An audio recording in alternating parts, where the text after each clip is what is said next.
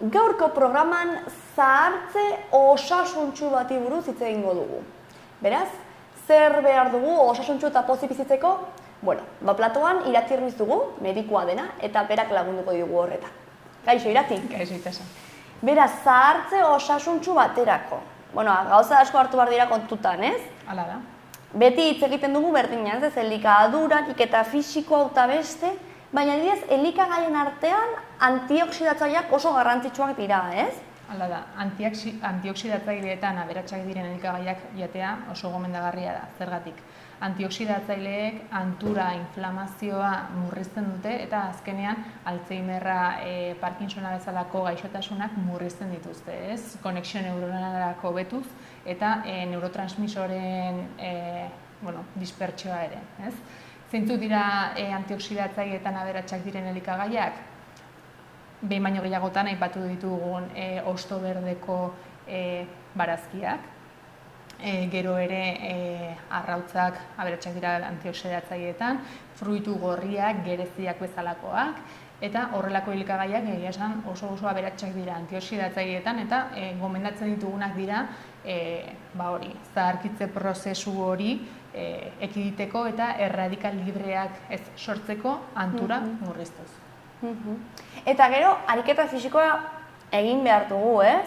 Osasuntsua llegatzeko, baina, karo, arriskurik gabekoa, ez? Bestela baita ere, agian, hausketak edo gertatu daitezke. Hori da, inpaktu gutxiko ariketa fisikoa egitea gomendatzen da, batez ere ibiltzea, bizikletan, ibiltzea estatikoa edo kanpoko bizikleta, igeriketa egitea, horrelako ariketa aerobikoak egitea oso gomendagarria da, indar ariketak ere, eta gero ere yoga eta tai chi bezalakoak ere gomendatzen dira.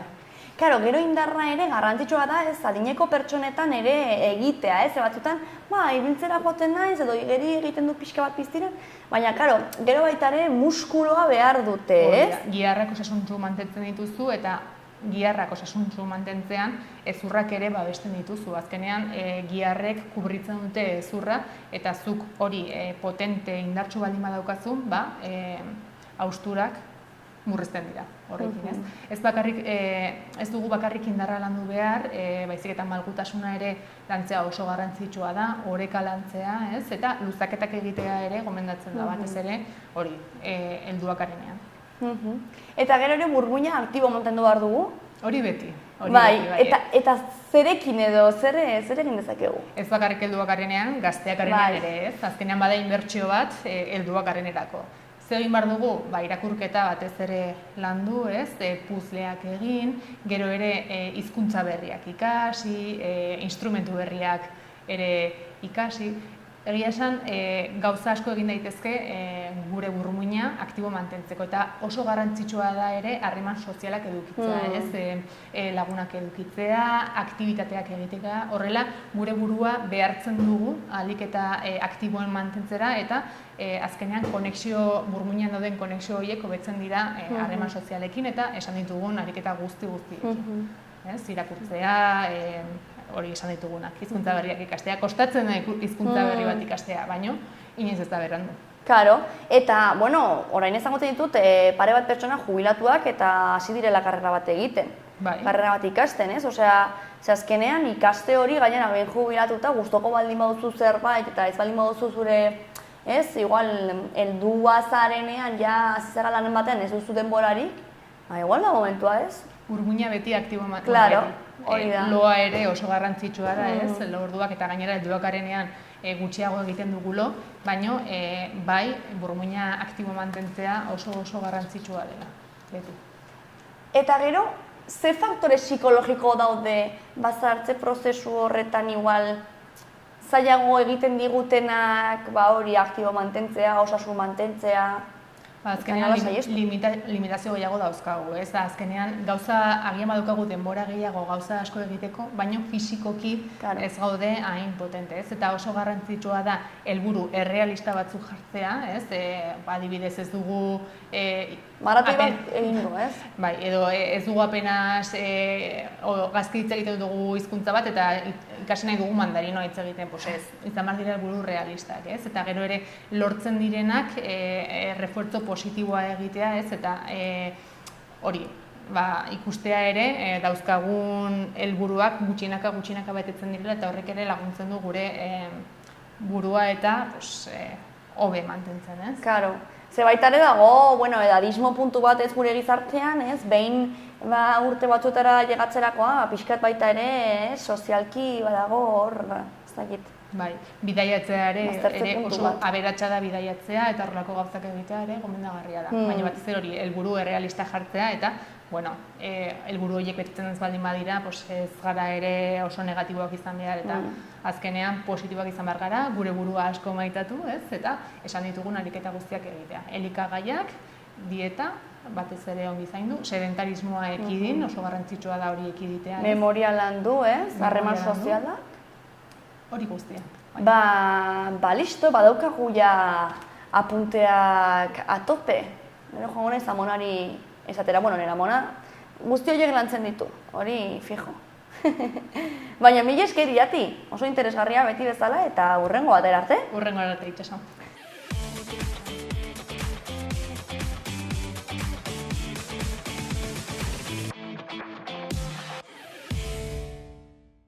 Zahartzea bizitzako etapa natural bada, baina zahartzea osasungarria lortzea, osasunari eta ongizateari buruzko funtsezko helburua da. Zahartzea osasungarria bizitza osasuntsu eta aktibo bat izateko aukera ematen du, adin guztietan bizi kalitatea ona bermatuz. Ona nola lortu daiteken. Ariketa fisikoa, jarduera fisiko egonkorra eta egokia egiteak garrantzi handia du zahartzea osasungarrirako. Muskuluen indarra, koordinazioa eta oreka hobetzea ahalbidetzen du. Baita hezurren densitatea eta kardiobaskularreko osasuna mantentzen ere. Ariketa aerobikoak ala nola mendiko ibilaldiak igeriketa edo dantza bihotzaren osasuna hobetzen du eta energia mailak mantentzen laguntzen du. Elikadura orekatuak osasunean eragina du eta zahartzea osasungarriaren giltza da.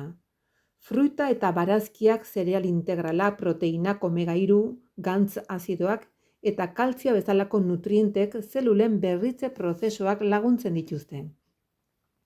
Antioxidatzaileak dituzten elikagaiak zahartzearen prozesua atzeratzen laguntzen dute eta gorputzeko defentsak hobetzen dituzte. Gizentasun eta pisuaren kudeaketa. Pisua kontrolatzea eta obesitatea saihestea zahartzea osasungarria sustatzen dute. Pisua murriztu eta egonkor mantentzea gaixotasun kardiobaskularrak, diabetes mota 2 eta artrosia prebenitzen laguntzen du.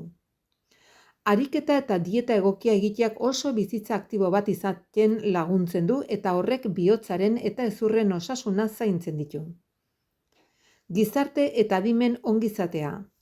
Zahartze osasungarria adimen osasunari dagokionez ere garrantzitsua da. Gizarte erlazioak eta adimen ariketa adibidez, irakurketa, jokoa, pentsamentu kritikoa. Laguntzen dute alkoholaren edo antzeko adikzioen prebentzioan eta senaren mantentze mentalean.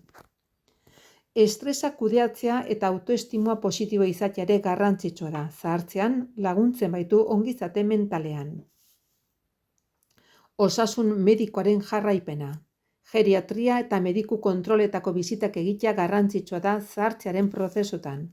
Osasun arazoak azkar detektatzea eta tratatzea zahartzean lagungarria da, hala nola hipertensioa, artrosia, osteoporosia edo diabetesa. Funtzionaltasuna mantentzea. Autonomiari gabe geratzea saihesteko mugikortasun eta funtzionaltasun independentea zaintzea funtsezkoa da. Fisioterapia eta errehabilitazio ariketak gomendatzen dira zahartzean mugikortasuna mantentzeko. Zahartze osasungarria zaintze ezinbestekoa da bizitza kalitate handiko izateko eta gaixotasuna prebenitzeko adin guztietan. Elikadura osasungarria, ariketa fisikoa eta adimen ongizatea zentratu behar dira adinekoen ongizatean. Gure gorputzak zahartzen dira, baina gure ohiturak eta ariketa osasungarriak bizitza luzeko osasuna bermatzeko funtsezkoak dira.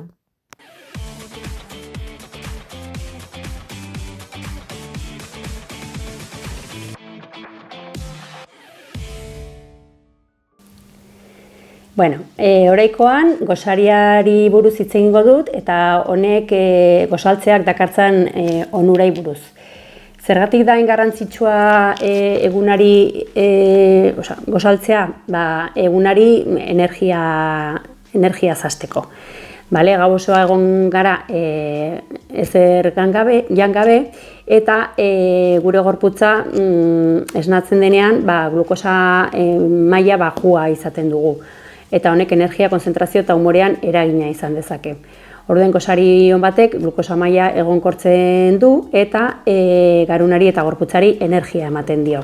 Egunari aktibotasunez eta arreta kognitiboarekin ekiteko. Zer izango zen komenigarria gosaltzea? Alde batetik zereal integralak, olo malutak edo ogi integrala, zuntz eta energia iraunkorra ematen digutelako. Gero proteinak, arrautza, jogur naturalak, gazta freskoa, gosearen kontrola hobetzeko. Gero baita fruta freskoa, vitamina eta antioksidante handiz dituztelako. Eta frutu lehorrak edo haziak, gantz osasuntsuak eta mantenugai ugari dituztelako. Eta noski, ur freskoa edo infusioak hidratatuta egoteko. Ze ondorio ekar dezake gosari etengabe saltatzeak?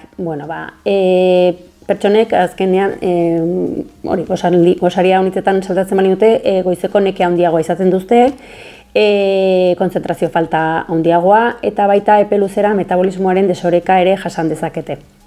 Gainera, gosaltzen ez dutenek arrisku handiagoa dute goiz erdian mokadu bat osasuntsu ez den mokadu bat jan alizateko eta honek obesitatea, intsulinarekiko resistentzia eta bertze osasun arazo batzuk ekar ditzake.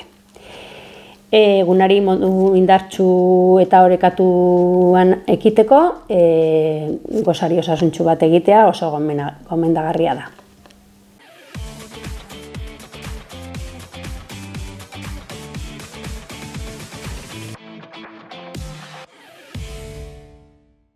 Orain inen dugu plantxa eta sorbaldak ukitzia, bale? Orduan berdina. Hemen kokatuko gara, eta gorputzalik eta establen mantenduz, eskuekin sorbaldak ukituko ditugu. Saiatuko gara gorputza ez balantzeatzen eta horretarako korea gogortuko dugu.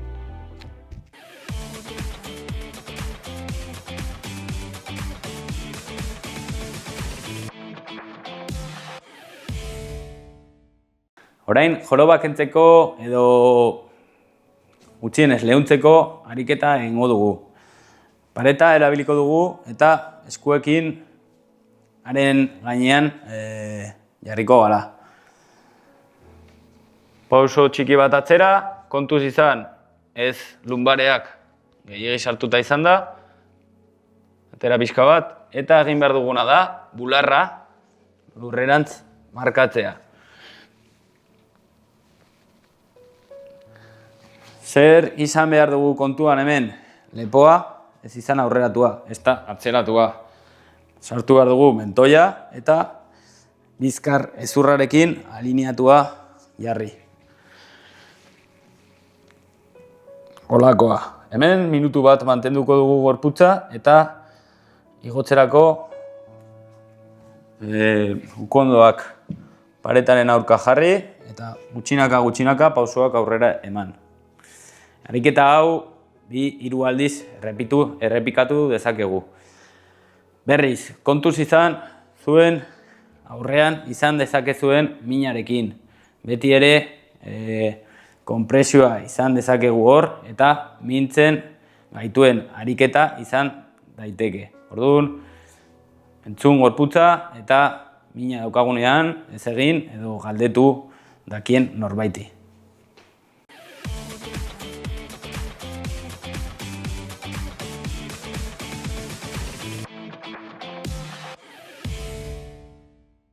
Luzaketak egitea kirolaren pareko zerbait litzateke, egia da luzaketak egiten ditugunean endorfinak ere sortzen direla eta horrek hobeto sentiarazten gaituela.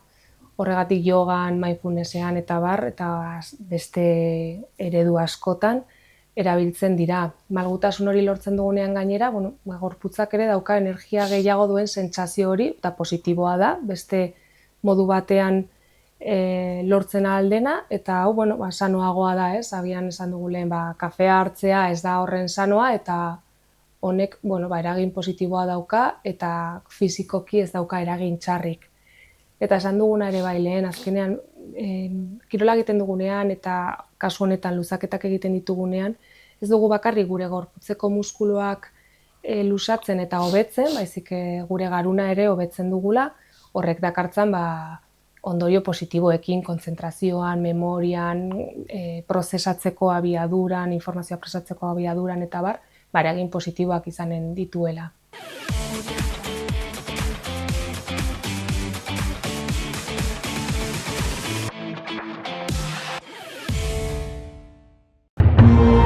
Gobierno de Navarra. Nafarroako gobernua.